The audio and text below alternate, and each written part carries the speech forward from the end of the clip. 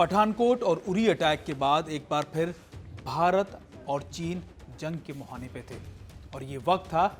फरवरी 2019 का।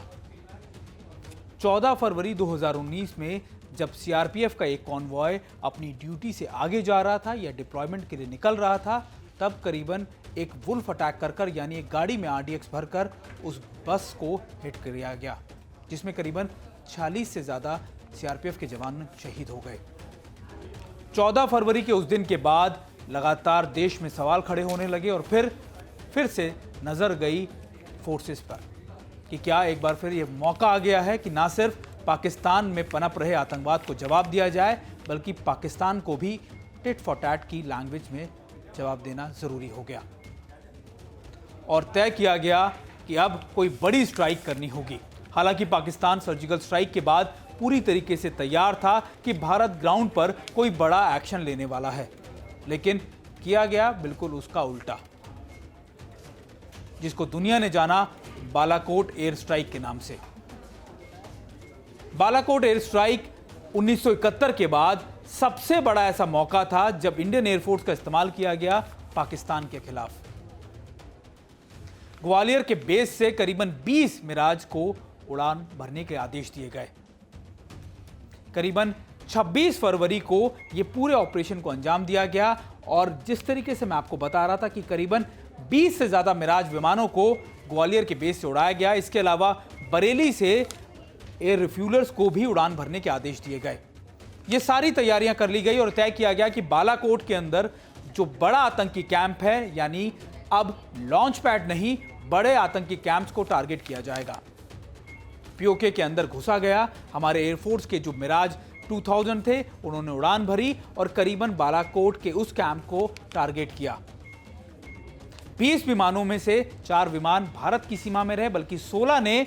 पीओके के अंदर एंटर किया और बालाकोट के कैंप को पूरी तरीके से बर्बाद किया। हालांकि एनटीआरओ की तरफ से कहा गया कि उस समय वहां पर करीबन 250 से 300 ज्यादा मोबाइल फोन एक्टिव थे, जिसके औसत के तौर पर बताया गया कि उस समय कैंप में करीबन 200 से 250 आतंकी मौजूद थे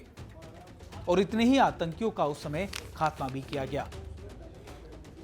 महत्वपूर्ण यह है कि उस समय भारत ने एयर स्ट्राइक का सोचा क्यों, क्योंकि एयर स्ट्राइक 1 यानी सर्जिकल स्ट्राइक 1 के बाद पाकिस्तान को लग रहा था कि भारत फिर से दोबारा से कई लॉन्च पैड्स पर अटैक करेगा। पाकिस्तान ने अपनी आर्टिलरी गन्स हो या अपने दूसरे रडार सिस्टम को एक्टिव कर दिया था, लेकिन बालाकोट का ये एयर स्ट्राइक ने पाकिस्तान को पूरी तरीके से चौंका दिया, क्योंकि पाकिस्तान को अंदाजा नहीं था कि भारत के इतने ज्यादा फाइटर एयरक्राफ्ट पीओके के इलाके में घुसेंगे, कैंप को बर्बाद करेंगे और वापस लौट जाएंगे।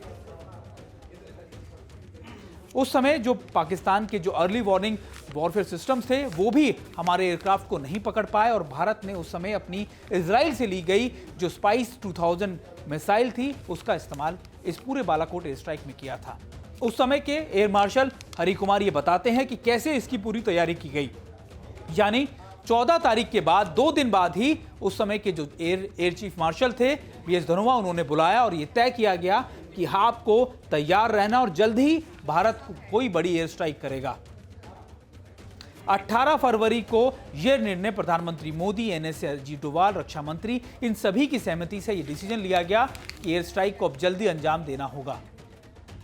और तय किया गया वक्त 26 फरवरी का। 26 फरवरी के बाद बालाकोट के बारे में पूरी दुनिया ने जाना कि कैसे पीओके के इलाकों के अंदर अभी भी पाकिस्तान बड़े आतंकी कैंप चला रहा है, जहां पर सीधे तौर पर उसकी आर्मी, उसकी आईएसआई लगातार उनको ट्रेन करती है और भारत के अंदर बड़े आतंकियों गतिविधियों के लिए भेजा भी जाता है।